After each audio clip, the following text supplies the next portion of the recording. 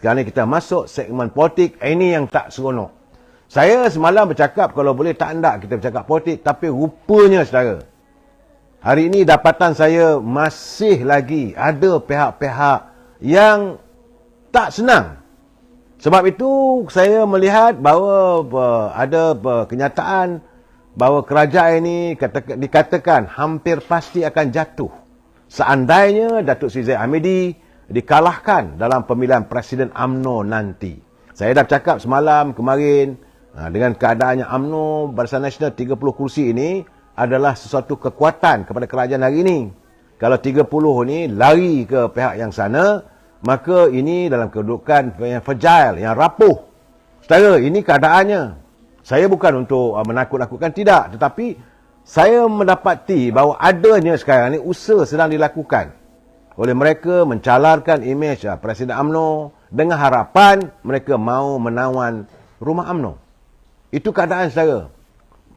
Sebab itu saya dengar juga kenyataan daripada pimpinan PAS yang secara lantang mengatakan kerajaan perpaduan ini boleh bertahan 2 tahun saja lagi. Ada pula lagi pemimpin daripada Perikatan Nasional boleh kata 4-5 bulan lagi akan berlaku. Jadi apa hal ni? Sebab itu saya katakan, kenapa diwujudkan suasana begini di saat rakyat masih terbeban? Pimpinan negara sedang berusaha untuk mengatasi masalah. Saya mengharapkan agar warga semua cerahkan fikiran kita. Orang macam ini sepatutnya kita ketepikan. Memang saya tahu ada tim diwujudkan sekarang ini. Tadi saya berada di rumah UMNO. Saya mendengar kawan-kawan bercerita, ada 3-4 orang makedum-makedum yang masih lagi menjalankan gerakan untuk menjatuhkan presiden. Matlamatnya lain tak ada. Mereka mau menawan jawatan presiden ini kerana dengan itu mereka mau menawan Putrajaya. Ini keadaan sebenarnya saudara. Bukan soal Datuk Zahid Hamidi seorang secara peribadi, bukan. Sebab itu usaha melakukan smear ataupun fitnah memburuk-burukkan Datuk Seri Zahid Hamidi berlarutan. Masih lagi berlaku. Masih lagi ada seruan kena berundur lah dan sebagainya. Yang saya heran, cuma pada Datuk Seri Zahid Hamidi seorang saja. Tidak pada Ismail Sabri. Tidak pada Syamuddin. Tidak pada Khairi Jamaluddin. Cuma Presiden. Kenapa Presiden? Kerana beliau yang orang bertanggungjawab untuk mewujudkan muafakat hingga menghasilkan kerajaan perpaduan. Ini perlu saya menjelaskan. Saya saudara, sekarang ni ada tim. Memang kita tahu dulu diwawarkan kononnya yang akan menentang Datuk Seri Zahid Hamidi adalah tim Datuk Ismail Sabri. Tapi sejak beliau tidak lagi jadi Perdana Menteri dan tiada lagi jawatan dalam kabinet, nampaknya akhir-akhir ini kita lihat ramai penyokong-penyokong Datuk Seri Ismail Sabri telah pun U-turn, beralih angin dan tidak lagi bergerak aktif sebagaimana dulu. Tetapi, ini saya nak jelaskan saudara, sebagaimana tulisan saudara Bakhtiar Omar yang saya baca dalam MyTV Online, ada kebenarannya saudara. Menurut saudara Bakhtiar Omar, betul ada saudara bahawa sudah ada pihak-pihak yang mula mewujudkan isu pemilihan UMNO yang dijangka berlangsung tahun hadapan dan ura-ura susunan pencabar bagi setiap jawatan. Dan ini saudara yang agak menariknya sebagaimana ditulis oleh saudara Bakhtiar Omar daripada MyTV Online tu, dia kata perhatiannya ialah jawatan presiden. Dan sudah wujud satu tim yang menyebut namanya sebagai tim KJ. KJ itu Khairi Jamaluddin. Tetapi mereka tidak menolak Khairi Jamaluddin sebagai calon.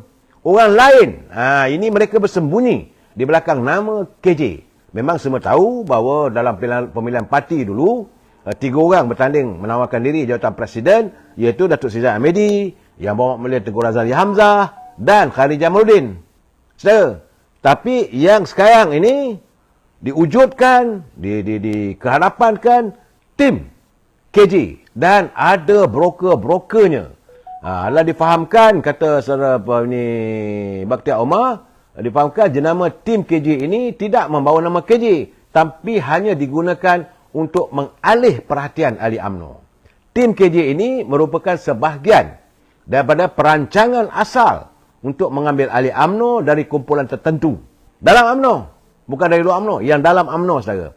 Ini kononnya untuk merealisasikan niat atau alasan untuk meremajakan UMNO. Sebagaimana kita tahu, saudara, jawatan Presiden merupakan impian bagi sebahagian orang pihak-pihak tertentu. Memanglah, ini bukan mudah untuk diperoleh. Jawatan Presiden ni, saudara. Tetapi ada pihak yang begitu mengidamkan jawatan Presiden. Jadi kontroversi, konflik, perpalahan, perpecahan dan sabotaj sedang pun melanda UMNO dalam isu untuk perebutan pertandingan ini. Sebab itu, saya sekali lagi menyeru pada Presiden dan pimpinan Majlis Tinggi UMNO. Cukup-cukuplah kita membiarkan UMNO ini berada dalam keadaan yang parah. Tindakan serius mesti diambil. 3-4 malaun yang ada tu kena disingkirkan. Selagi mereka berada dalam UMNO, selagi itulah mereka akan mengulurkan ghamimah politik yang matlamat lain tak ada. Untuk mencalarkan imej parti, mencalarkan imej presiden. Yang saya bagi tahu, saudara, mereka merasakan orang yang bertanggungjawab untuk tidak memungkinkan Perikatan Nasional menjadi berada di anjung kuasa disiplin perdana adalah Datuk Seri Zahid Hamidi. Itu memang betul. Dan mereka merasakan orang yang bertanggungjawab tidak membawa UMNO untuk rapat dengan Parti Pribumi Bersatu adalah Datuk Seri Zahid Hamidi. Orang yang bertanggungjawab menyelamatkan UMNO daripada dibubarkan sebagaimana kendak Dr. Mahathir supaya UMNO dibubarkan, ahli-ahli UMNO masuk Parti Pribumi Bersatu ini. Orang bertanggungjawab itu yang menghalang matlamat itu adalah Zahid Hamidi. Jadi sebab itu dalam apa cara sekalipun mereka akan berusaha untuk menjatuhkan Datuk Seri Zahid Hamidi sebagai Presiden UMNO untuk merealisasikan impian dan harapan mereka. Saudara, sebab itu media sosial hari ini, saudara, banyak kaedah digunakan. Media sosial merupakan jalan terpantas untuk mempengaruhi pemikiran ahli bawahan agar terus mempersoalkan tindakan yang dilakukan utama Presiden UMNO itu sendiri untuk mereka lakukan UMNO pecah dan perintah. Lihatlah bagaimana serangan yang dilakukan terhadap Datuk Seri Zahid. Ia seolah-olah dirancang, saudara, dengan teliti oleh pihak-pihak pemikir yang diupah dengan laba ataupun ghamimah yang agak lumayan untuk memburukkan UMNO itu sendiri. Sebab itu saudara lihat sendiri. Lepas saja musim pemilihan pilihan raya dulu, bertubi-tubi Presiden letak jawatan. Orang lain tak usik. Orang lain tak disentuh. Sepatutnya, macam kata Zamil lah, UMNO cuba menjualkan produk ke poster boy Dato' Ismail Sabri. Rakyat tak terima. Tapi yang salahnya Presiden. Bila berlaku sabotaj di kalangan pemimpin UMNO peringkat bahagian, yang salahnya Zahid Hamidi. Ini keadaan saya. Mereka tanpa segan silu melakukan serangan berbentuk provokasi dengan gelaran ataupun mengkategorikan sebagai kluster-kluster. Itu adalah umpanan yang terbaik, kata saudara Bakhtiar Omar tadi. Sebagai hidangan, sebagai pembuka selera politik. Jadi cerita yang sedapnya, kluster itu, kluster ini.